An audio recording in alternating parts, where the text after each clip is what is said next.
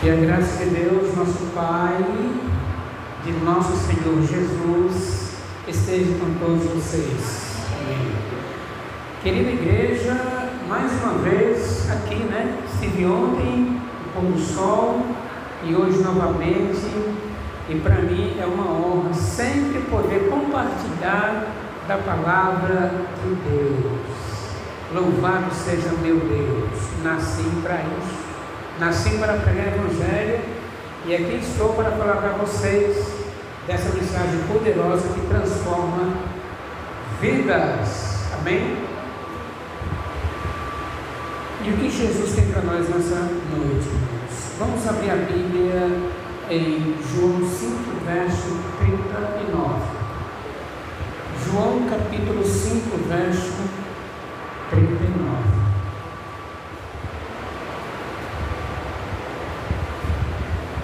O Senhor Jesus estava conversando com líderes religiosos daquela época, os judeus que perseguiam. Então Jesus explicou a eles que eles estudavam a Bíblia minuciosamente em busca da salvação de vida eterna. Os judeus estudavam as Escrituras minuciosamente em busca de vida eterna. Lembrando que no tempo de Jesus ainda não existia Bíblia, né, irmã Simone? No tempo de Jesus existia Bíblia? Não, né? Acha que não? O que é que você acha, irmã? No tempo de Jesus, irmã, existia Bíblia? Existia papiro. Então você vai aprender hoje. Esse assunto aqui é importante, viu, irmã Ana Paula? Como é o nome da minha irmã aqui?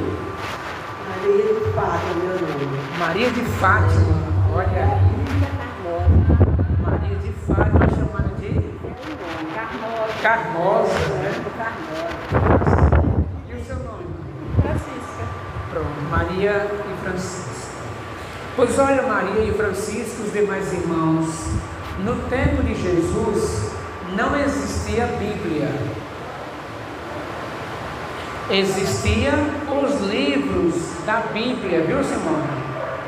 Existiam os livros da Bíblia, mas não existia a Bíblia. Mas como assim, irmão Belisário? Como é que existiam os livros da Bíblia e não existia a Bíblia? Primeiramente vamos aprender uma coisa. Bíblia vem de biblioteca. Biblioteca é uma coleção de livros. Então, no tempo de Jesus, os livros da Bíblia não eram juntos, como nós temos hoje. Nós temos 66 livros. Então, no tempo de Jesus, esses livros eles eram separados. Livro de João, aliás, João não, livro de Isaías, Jeremias e assim sucessivamente. No tempo de Jesus não existia o Novo Testamento. Eles começaram a ser escritos por volta do ano 60. E o primeiro que escreveu, o primeiro evangelho foi escrito por, quem sabe? Marcos. João Marcos foi o primeiro que escreveu o primeiro evangelho. Quem era João Marcos? João Marcos é aquele jovenzinho que foi pregar com Paulo e aquele outro, eu acho que foi Timóteo, foi um outro discípulo. E no meio do caminho João voltou. Ele ficou com medo por causa das perseguições. Não dá para mim não, vou voltar para Jerusalém. E Paulo ficou chateado com ele. Como é que você vai pregar o evangelho e volta?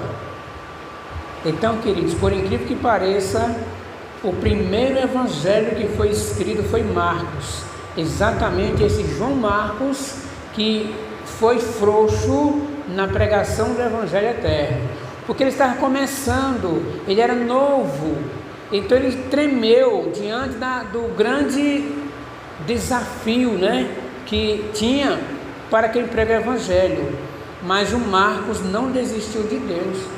Ele continuou estudando firme e forte. Depois ele voltou para pregar novamente, agora com firmeza. Então ele escreveu o primeiro livro de Marcos por volta do ano 60. Então no tempo de Jesus havia apenas as escrituras do Antigo Testamento. E os judeus liam esses livros com muita vontade, com muito interesse, porque eles achavam, não, eles tinham certeza, que lá eles iam encontrar a vida eterna. E eles pensavam, se nós lermos as escrituras, nós vamos encontrar nelas o quê? A vida eterna. Então eles estavam agora conversando com Jesus. Aí Jesus falou isso aqui, vamos ver agora, olha aí, ó. João 5,39, veja aí. João 5,39 diz assim. João capítulo 5, verso 39. Diz assim: examinais as escrituras, porque vocês cuidam ter nelas a vida eterna, e são elas mesmas que testificam de mim. Então Jesus chegou para os judeus e disse: vocês estudam a Bíblia, vocês leem as escrituras, porque vocês julgam que nela tem a vida eterna. Aí então Jesus vai e confirma, e de fato nela elas testificam de mim. Jesus é o caminho, a verdade e a vida. E aqui tem uma coisa interessante, irmã Simone. Jesus disse: vocês examinam a Bíblia, porque nela vocês encontram a vida eterna, e elas testificam de mim. Então, quem é a vida eterna? Jesus. Se a pessoa apenas lê a Bíblia, mas não tem Jesus, ela tem a vida eterna? Não. Então, a Bíblia é a palavra de Deus, mas a salvação só encontramos em Jesus. Os judeus, eles estavam discutindo com Jesus, não é isso? Eles estavam como inimigos de Jesus, tentando colocar Jesus no beco sem saída, em relação a indagações, a perguntas. Eles faziam perguntas a Jesus, querendo pegar ele em contradição. Era o inimigo de Jesus, era o povo de Deus, mas não aceitaram Jesus, porque eles esperavam um rei, um Messias, igual Esaú, forte, bonito, valente, para lutar por Jerusalém, por Israel. Aí nasce Jesus, judeu, de um casal simples, humilde, em uma carpintaria, nasceu numa manjedoura. Aí eles pensam: esse daí que é nosso rei, não tem como. E ainda mais vem Jesus com uma pregação totalmente diferente da que os judeus pregavam, porque os judeus pregavam extremismo. Eles não podiam nem sequer cuspir na grama no sábado, porque achavam que o cuspe ia fazer a grama crescer no sábado. Se uma ovelhinha caísse no buraco de sábado, deixava morrer, só tirava quando passasse o sábado. Fanatismo. A ovelhinha, a ovelha, no tempo dos judeus. Deus não mandou fazer isso não, foi os judeus que inventaram a lei. Deus criou a lei e eles aumentaram mais ainda um fardo tão grande que nem eles mesmos poderiam carregar. Então aqueles judeus, eles viram Jesus pobre, nasceu numa manjedoura e pregava o evangelho diferente do que eles pregavam, porque Jesus pregava a liberdade. Nós somos livres para servir a Deus sem fanatismo. Eles pensaram: esse daí não é nosso Senhor, esse daí não é o Messias, não tem como ser. Então eles lutavam contra Jesus. Então Jesus chegou para eles e disse assim: olha, vocês leem a Bíblia, as Escrituras, procurando nelas a vida eterna. Realmente elas falam de mim, mas a vida eterna está onde? Em mim. Não é apenas no livro. Então, se você só lê o livro, mas não crê em mim, não tem vida eterna. Agora, trazendo aqui para nós, Simone, nós precisamos ler a Bíblia, não é isso, jovem? Porque nela nós encontramos Jesus, mas a salvação está em Jesus. Não adianta ler a Bíblia se eu não tenho Jesus. Mas também não tem como eu conhecer Jesus se não for através da Bíblia. Então, as duas coisas andam juntas: leitura da Bíblia e Jesus. Agora vem uma coisa interessante aqui, irmãos: vida eterna. Lá em Provérbios, Salomão disse que Deus fez o homem e colocou dentro dele a vida eterna. Olha que impressionante. Sabia disso, irmã Francisca? Olha só, a Bíblia diz que Deus fez o homem e colocou dentro dele a vida eterna.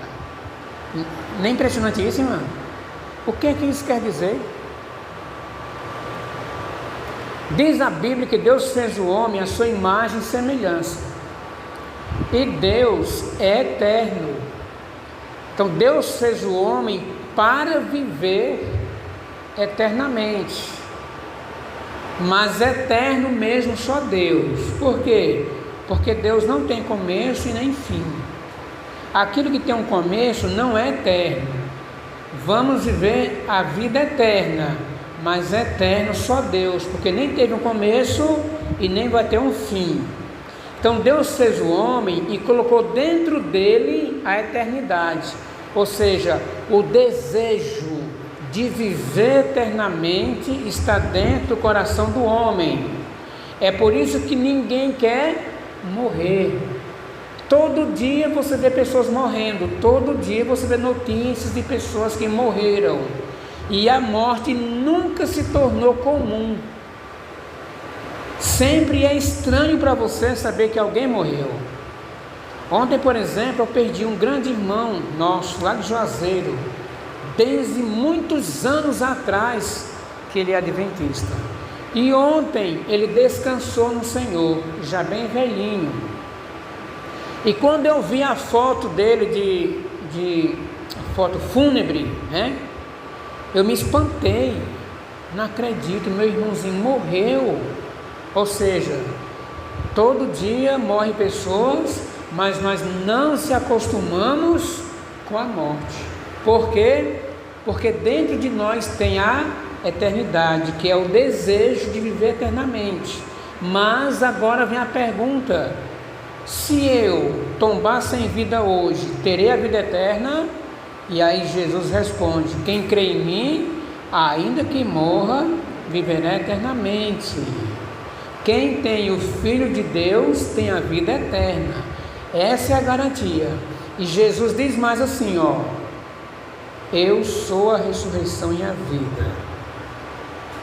Quem crê em mim, ainda que morra, viverá para sempre. E ele também diz: eu vim do céu para fazer a vontade do meu Pai. Olha que coisa linda. Eu vim do céu para quê? Esse texto é muito bonito, eu quero que vocês leiam comigo. Abre aí. No mesmo Evangelho de João, capítulo 6. João, capítulo 6, versículo 32. Encontrou aí, irmãozinho? Como é seu nome, irmão? Você de rosa. Como é teu nome? Maria. Como? Maria. Maria. É Maria também, né? Maria, conta para mim aí, João 6,32, e leia para mim, por gentileza. João 32. diz assim: Perguntou-lhes Jesus, em verdade vos digo, não foi Moisés quem vos deu o pão do céu, o verdadeiro pão do céu é o meu Pai que vos dá. Foi bem mesmo? É? Terminou aí no versículo? Terminou o versículo aí? Olha, eu vou explicar para vocês detalhadinho isso aqui. Tu leu 6,32, não foi? Deixa eu me ver aqui.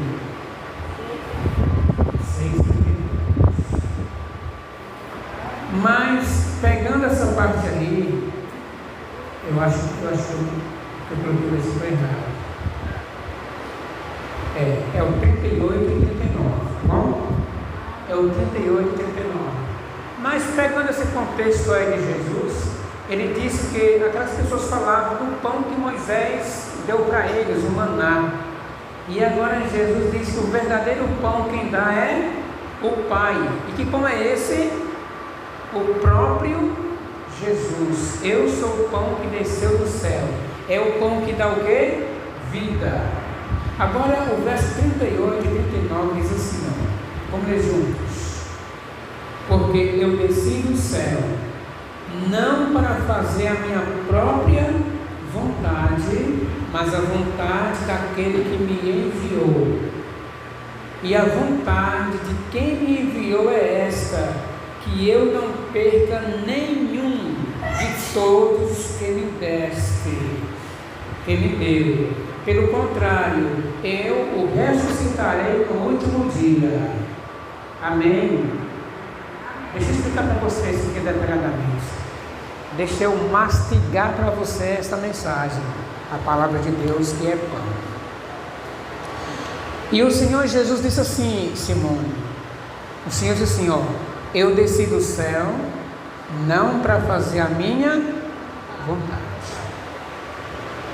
Deixa eu parar um pouquinho aí, vamos trazer aqui para nós, irmãos.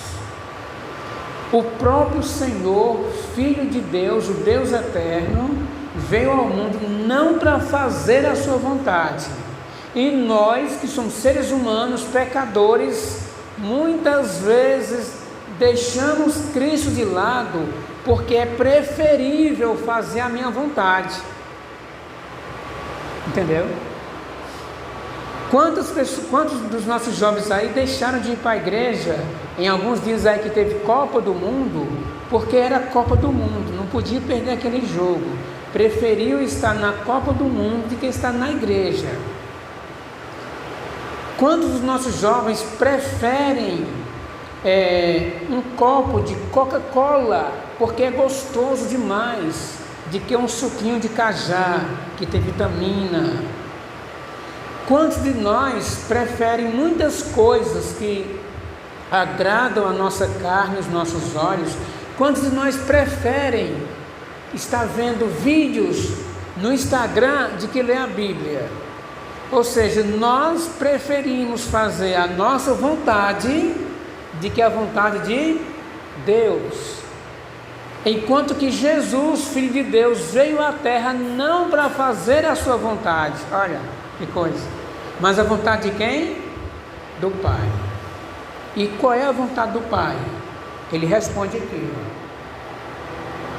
A vontade do Pai é. E a vontade de quem me enviou é esta, que eu não perca nenhum de todos que Ele me deu. Pelo contrário, eu o ressuscitarei no último dia. Que promessa gloriosa! Só sabe o valor dessa promessa quando estamos diante de um corpo inerte, em um caixão, um parente bem próximo. Você olha para aquele corpo daquela pessoa que você amou intensamente ao longo da vida e agora está ali em um caixão preparado para ir ao cemitério. E aí você lembra da promessa de Jesus.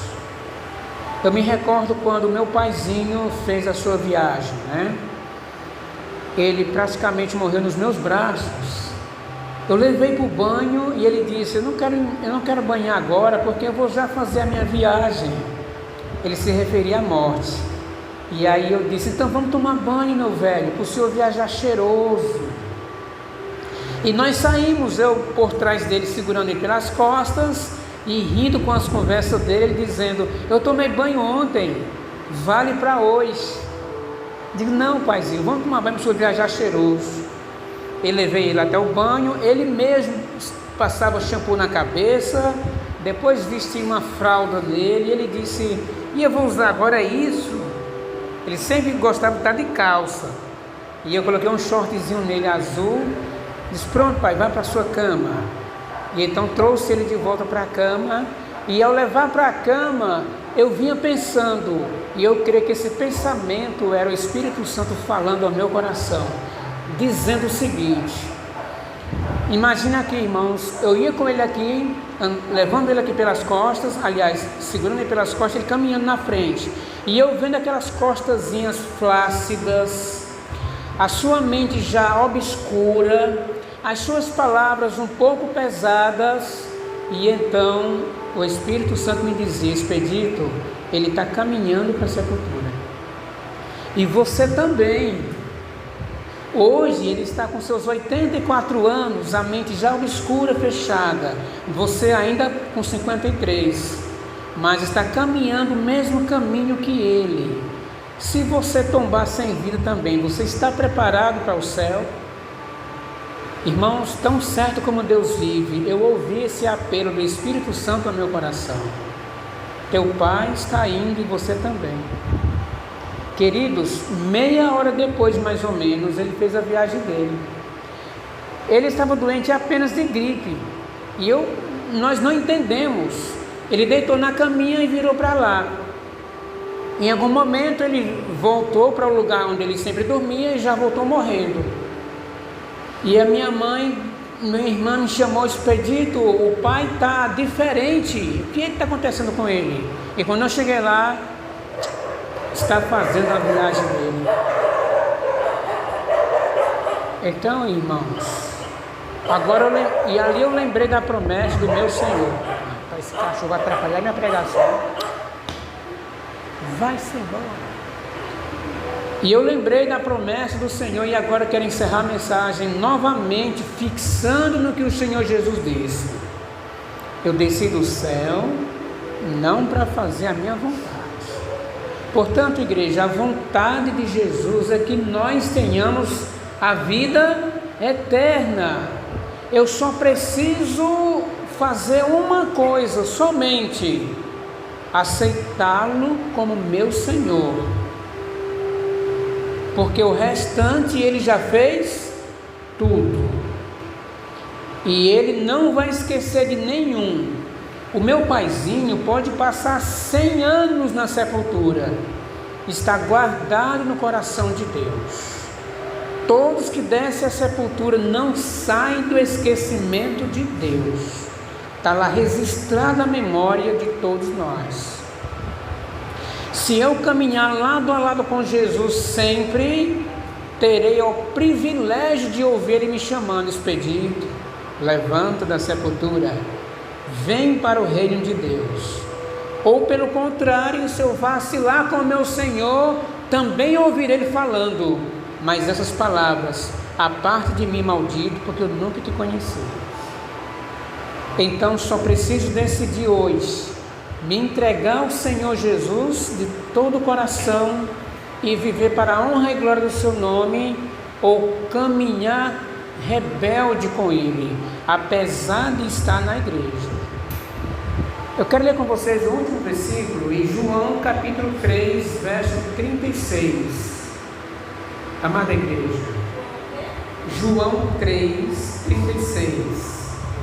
Nós precisamos entender uma coisa, irmãos, que estar dentro da igreja de 4 paredes não é sinônimo de salvação, assim como o simples ler a Bíblia também não é sinônimo de salvação.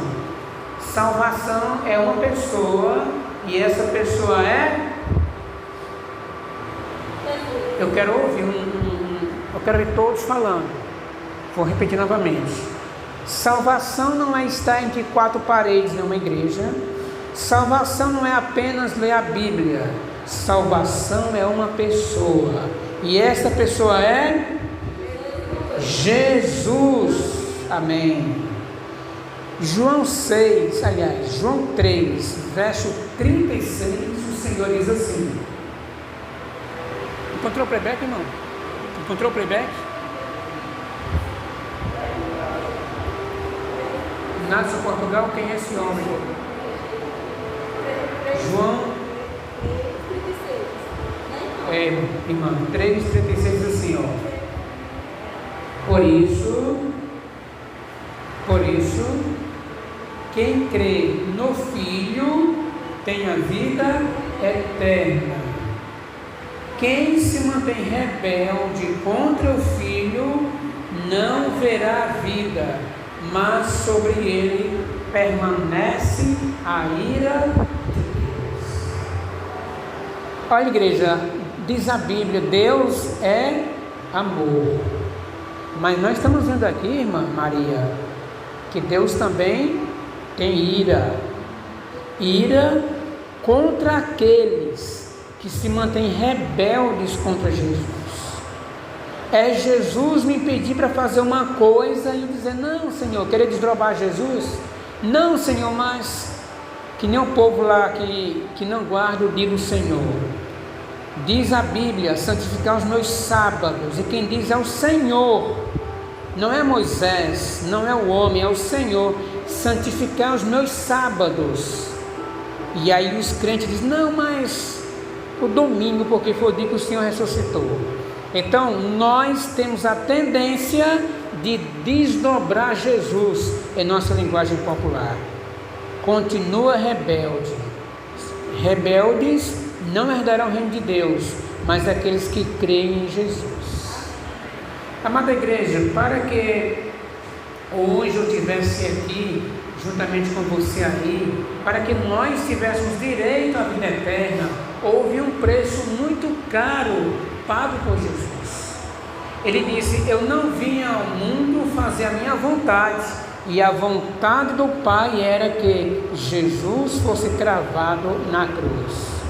Deixa eu repetir aqui, para essas 3 mulheres, e para vocês também, e para o sonoplasta. Olha, para que se cumprisse a vontade de Deus, Jesus se fez maldito. Entendeu aí? Maldito, vocês nem ouviram, né, quando eu falei? Para Jesus fazer a vontade do Pai, ele se fez maldito por nossa causa, para que nós se tornássemos benditos diante de Deus. Amém? Ele pagou o preço do meu pecado. Louvado seja nosso Senhor Jesus Cristo. O que Jesus espera de nós hoje? Uma entrega total. Senhor, até aqui eu pequei, mas a partir de hoje eu vou fazer de tudo com a graça de Deus, com o poder do Espírito Santo, para não pecar mais. Porque cada vez que eu peco, eu machuco o coração de Jesus. Quem é esse homem que nos ama tanto? Quem é esse homem que olha para mim e diz, filho, eu te perdoei, você é meu, tua vida é minha? Quem é esse homem, afinal, irmão? E eu encerro a mensagem de hoje cantando esse louvor muito lindo. Quem é esse homem, afinal?